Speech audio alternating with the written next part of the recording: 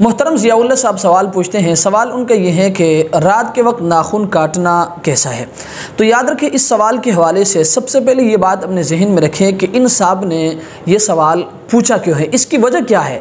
تو یاد رکھیں اس کی وجہ یہ ہے کہ اکثر و بیشتر حضرات وہ یہ کہتے ہیں کہ رات کے وقت ناخن کاٹنا حرام ہے۔ تو یاد رکھیں مسئلہ یہ ہے کہ رات کے وقت ناخن کاٹنے میں کوئی حرج نہیں ہے۔ اگر آپ کے ناخن بڑے ہیں اور آپ رات کو کاٹنا چاہتے ہیں تو یاد رکھیں شرعاً اس میں کوئی قباحت نہیں ہے، اور جو لوگ یہ کہتے ہیں کہ رات کے وقت ناخن کاٹنا حرام ہے تو بالکل غلط کہتے ہیں، اور اس بارے میں جو مختلف اوہام اور مختلف خیالات وہ عوام الناس میں مشہور ہیں تو یاد رکھیں ان کی کوئی حقیقت نہیں ہے۔